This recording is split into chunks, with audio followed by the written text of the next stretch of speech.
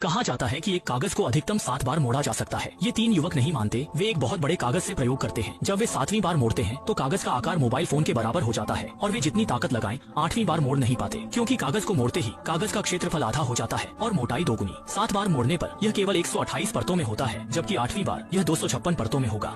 कागज मोटा होता है, इसे फिर मोड़ना कठिन होता है, इसलिए उन्होंने बाजार में सबसे बड़े कागज को लाने का फैसला किया। बड़े कागज का उपयोग करना आसान होना चाहिए। पहले मोड़ने में यह बहुत आसान था। कागज का क्षेत्रफल तेजी से घट रहा था। 6ठी बार मोड़ने के बाद यह एक छोटी सी गड्डी में बदल गया और 7वीं बार मोड़ते समय इसे दबाना बहुत मुश्किल हो गया। इसके बाद चाहे वे कोई भी तरीका अपनाएं, वे सभी 8वीं बार मोड़ने में असफल रहे। ऐसा लगता है कि यह अफवाह सच है। अफवाह को तोड़ने के लिए तीनों ने अगली बार पतले और बड़े कागज का प्रयोग करने का निर्णय लिया। इसलिए उन्होंने एक हैंगर उधार लिया जिसका क्षेत्रफल एक फुटबॉल मैदान के बराबर है। चूँकि इतना बड़ा बिना सीम वाला कागज खरीदना संभव नहीं था, इसलिए उन्होंने रोल पेपर को एक साथ जोड़ने का फैसला किया और डबल साइडेड टेप से कागज चिपकाया। वे विशेष रूप से निर्मित कागज का उपयोग कर रहे थे जिसकी मोटाई सामान्य प्रिंटिंग पेपर की आधी थी। उन्होंने कागज को फैलाया और कागज के किनारे पर डबल साइडेड टेप चिपकाया, फिर दूसरी रोल पेपर को फैलाया। कई कर्मचारियों की मेहनत के बाद उन्होंने अंततः इस फुटबॉल मैदान के आकार के कागज को प्राप्त किया। अब एक रोमांचक कागज मोड़ने का प्रयोग शुरू होने वाला है। सभी लोग कागज को पीछे खींचते हैं, कदम को सावधानी से उठाते हैं। तभी एक हवा का झोंका आता है और कागज हवा में उड़ने लगता है, लेकिन वे पहले मोड़ने में सफल होते हैं। वे कागज को समतल करते हैं, स्थिति निर्धारित करते हैं और दूसरी बार मोड़ने के लिए तैयार होते हैं। इसके बाद उन्होंने झुर्रियों को समतल करते हुए तीसरी बार मोड़ने का प्रयास किया, फिर चौथी, 5वीं और 6ठी बार मोड़ा। जब वे 7वीं बार मोड़